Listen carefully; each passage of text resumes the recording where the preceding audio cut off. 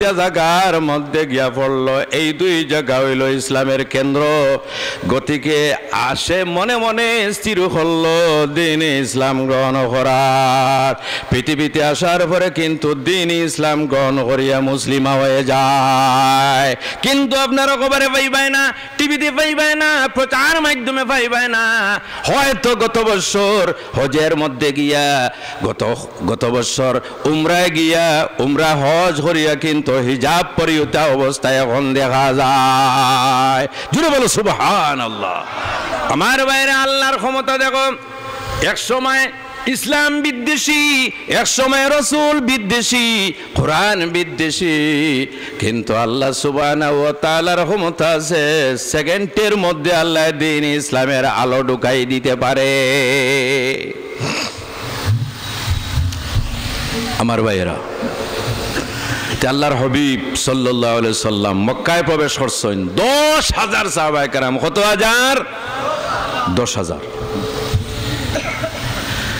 মক্কাবাসীর মারার জন্য নয়, মক্কাবাসীর নিহত করার জন্য নয়, বদলা লওয়ার জন্য নয়। আল্লাহর হাবিব সাল্লাল্লাহু আলাইহি ওয়াসাল্লাম যখন হরম শরীফে অবস্থান করলাম, দেখা গেল এই মক্কার যত বড় বড় সর্দার ছিলা, নেতা ছিলা, তাদের পলায়ন আরম্ভ হইল। রাসূলুল্লাহর কাছে খবর পৌঁছানো হইল, ইয়া রাসূলুল্লাহ, মক্কার যত নেতারা ছিলা সমস্ত মক্কা থেকে পলায়ন করিয়া যাইতেছেন। আল্লাহর হাবিব সাল্লাল্লাহু আলাইহি ওয়াসাল্লামে ফরমাইন, আমার পক্ষ থেকে ঘোষণা দেও, মান দাখালা দারা আবি সুফিয়ান ফাহুয়া আমিন। যে ব্যক্তি আবু সুফিয়ানের ঘরে ঢুকবে সে নিরাপত্তা লাভ করবে, যে ইকরামার ঘরে ঢুকবে সে নিরাপত্তা লাভ করবে, অমুকের ঘরে যে প্রবেশ করবে নিরাপত্তা লাভ করবে। কোন মানুষের উপর কোন ধরনের প্রতিশোধ গ্রহণ করা হইবে না। যখন মানুষে শুনলা নবীর কাছ থেকে নিরাপত্তার ঘোষণা দেওয়া হইল, নবীর কাছ থেকে শান্তির ঘোষণা দেওয়া হইল, একজন সাহাবী তখন কিন্তু মুসলমান ছিল না। ওই সাহাবীর নাম হইল হযরতে ওয়াসি রাদিয়াল্লাহু তাআলা আনহু। কি নাম? হযরতে ওয়াসি রাদিয়াল্লাহু তাআলা আনহু। মক্কা ছাড়িয়ে দৌড় আরম্ভ করছে। অপরাধ কি? অপরাধটা হইল উহুদের ময়দানে হযরতে ওয়াসি রাদিয়াল্লাহু তাআলা আনহু রাসূলুল্লাহর চাচাজান হযরতে হামজা রাদিয়াল্লাহু তাআলা আনহুর শাহাদাত বরণ করছেন। হযরত হামজারে শহীদ করছেন। শহীদ করার পরেও কিন্তু শান্তি নাই। হযরতে হামজার পেট ফারিয়া বড় বারো করা হইছে, হযরতে হামজার নাক কাটা হইছে, হযরতে হামজার কান কাটা হইছে, হযরতে হামজার মুখমণ্ডল বিকৃত করা হইছে। কিন্তু ইসলামের নির্দেশ হইল, যদি এইভাবে কোনো পরিস্থিতির সৃষ্টি হয় তাহলে কোনো সেনাবাহিনীর মুখমণ্ডল বিকৃত করা যাইবে না। আল্লাহর হাবিব আলাইহিস সালাম উহুদের যুদ্ধ শেষ হওয়ার পরে সাহাবায়ে কেরাম যারা তাদের নির্দেশ দিলা, দেখো সাইন আমার কোন সাহাবী কোন জায়গার মধ্যে শায়িত আছেন, কুজানো হইতেছে। কিন্তু দুইজন সাহাবীর লাশ তো মাটিতে দেখা যায় না। একজন সাহাবী হইলা হযরতে হামজা, আর আরেকজন সাহাবী হইলা হযরতে হানজালা রাদিয়াল্লাহু তাআলা আনহু। হযরতে হামজার লাশ এইভাবে বিকৃত করা হইল। হযরতে হামজারে সাধারণভাবে পরিচয় পাওয়া যায় না।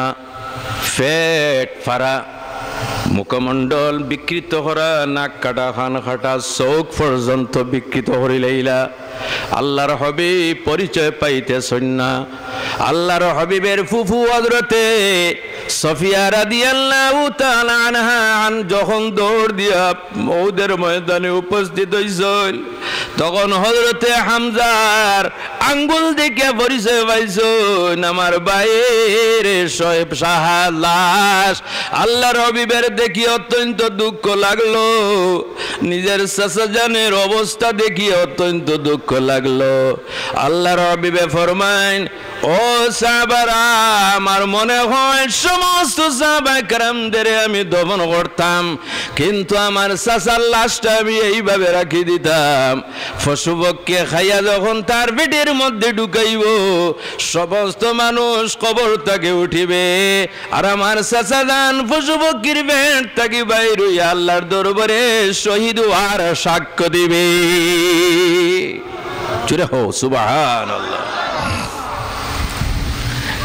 এই যে শহীদ হইছেন, কে করছেন? হযরতে ওয়াসি। ঘটনাটা ইয়াদ রাখবা আপনারা, কে করছেন? হযরতে ওয়াসি রাদিয়াল্লাহু তাআলা আনহু।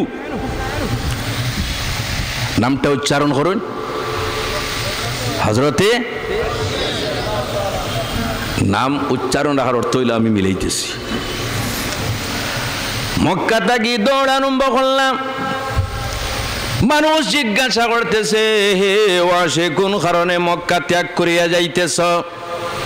ওয়াসি উত্তর দিতেছেন, মক্কা ছাড়িয়া আমি যাইতেছি এজন্য, কারণ মহানবী সাল্লাল্লাহু আলাইহি ওয়াসাল্লাম আজকে শান মান হিসাবে মক্কায় উপস্থিত।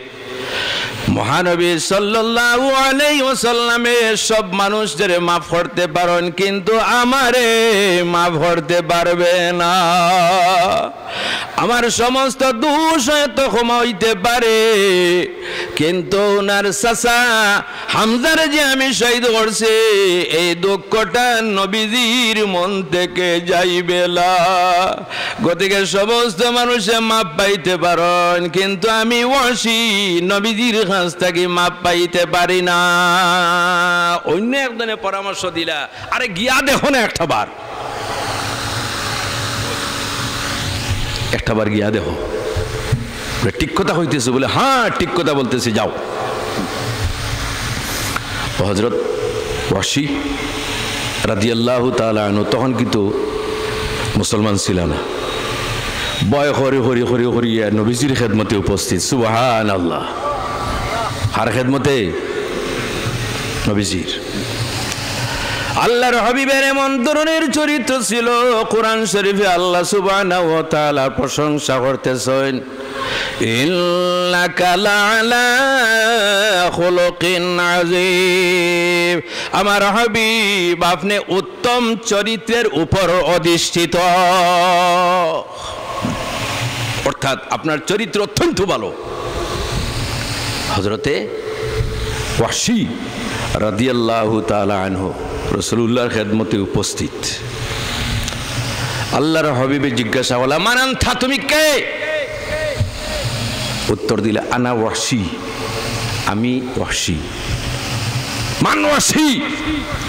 কোন ওয়াসি? তখন উত্তর দিলা, আমি সেই ওয়াসি